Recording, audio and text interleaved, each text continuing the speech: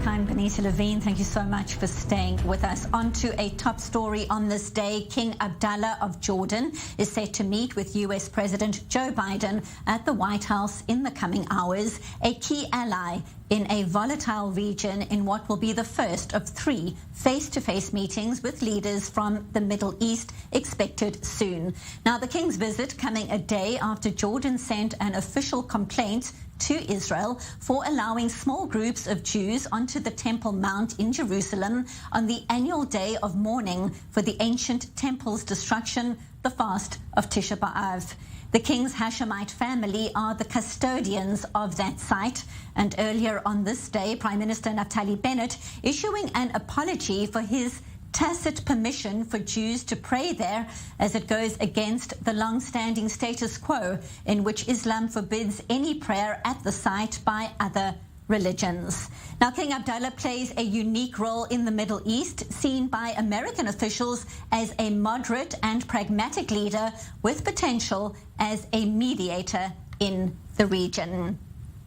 So for the latest, we cross live to Washington now, and we're joined by our senior U.S. correspondent, Mike Wagenheim. So, Mike, King Abdullah is the first Middle Eastern leader to meet in the Oval Office since Joe Biden became president. Talk us through the significance of this meeting for Oman and what's likely to top the agenda at the meeting later today. Well, this is more than symbolic for King Abdullah becoming the first Middle East leader to meet with Joe Biden since taking office. Abdullah trying to reassert his authority over the Hashemite kingdom. Of course, he's been in control for 2 decades now, but a seditious plot was unveiled in April to potentially overthrow him. His half-brother, the Crown Prince Hamza, is currently reportedly under house arrest. We saw behind us moments ago here in front of the White House dueling rallies, one group in support of King Abdullah, the other in support of his half-brother Hamza. Screaming at each other. No violence, thank goodness, out here, but it just goes to show there is this dynamic going back and forth within the kingdom. Of course, Abdullah also dealing with an economic crisis. GDP has taken a downturn now for over 10 years, but it's really been pronounced in the last couple of years. Unemployment is sky high, tourism at a low because of the COVID pandemic. Also, Jordan having to absorb over 1 million Syrian refugees because of the strife there. Additional refugees from Iraq. It's really put a strain on the Jordanian economy, and Abdullah and his governments really just haven't had any answer for it right now, and it's really starting to play out in the streets, in the media. He's cracked down on journalists. Press freedom is at an all-time low, which Joe Biden supposedly will talk to Abdullah about today. There's also a massive aid package from the Americans. It's been in effect for quite some time. Jordan's biggest donor is the American government.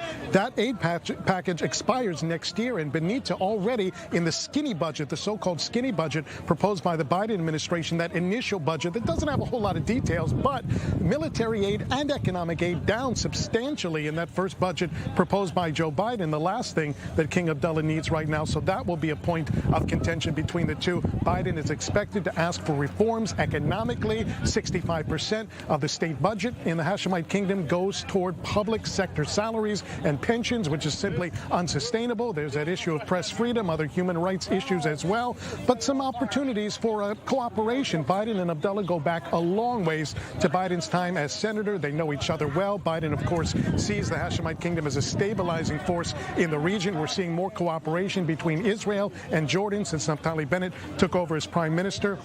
Jordan needs the Americans right now. Jordan needs Israel right now. You know, the Iranians have been pushing their agenda in the region, much to the chagrin of Jordan. They don't want the Iranians on their doorstep either. There's also a dynamic to work out between the Saudis and the Jordanians. Relations there are not good. Biden might be able to play a mediating role in that realm as well. So much to talk about in a limited amount of time today. Abdullah also meeting with Vice President Kamala Harris. She was the first one to call Abdullah during the Israel-Hamas conflict back in May to try to bring him into a potential ceasefire mediating role. He's also meeting tomorrow at the State Department with Secretary of State Tony Blinken to discuss regional issues, and among them possible expansion of the Abraham Accords and how Jordan might be able to fit into that role even as they take the Palestinian side in the Israeli-Palestinian conflict. Mike, as you say, a lot to fit in a short space of time. We also know later this month, President Joe Biden meets Iraqi Prime Minister Mustafa al-Kadhimi, and then a meeting soon with Israel's Naftali Bennett in Washington. Obviously, a major moment for the new Prime Minister. Briefly, what is the latest on that trip? It's still up in the air right now in terms of the timing of it because of the situation with the Israeli government. The margin in the Israeli parliament is so thin right now in terms of government versus opposition that no member of Knesset can really afford to miss a vote at any given time, especially the prime minister, in the way that would look if the government lost a vote because the prime minister was absent. So right now, reportedly, Bennett is trying to plan a trip over a weekend here in Washington so he wouldn't miss any of the Monday, Tuesday, Wednesday votes that are scheduled at the Israeli parliament in Jerusalem. That's tough, though, because you're talking about asking for a Friday meeting when you're an Israeli prime minister, especially a religious one. You start dealing with issues of Shabbat. Obviously, there's nothing available on Saturday. Sunday meetings with the U.S. president are extremely rare. And then Bennett would have to get back on Monday. Really doesn't leave much time at all to meet with Biden, let alone any other senators, congresspeople, things of that nature. So it's the reality of the situation right now for Naftali Bennett with a razor-thin margin in his government. They're still working out the details in terms of that visit, but we do expect it sometime in early to mid-August. Bringing us the latest developments out of Washington as they happen. Thank you so much, senior U.S. correspondent Mike Wagenheim. More to come from Mike, of course, in the coming hours. Thank you.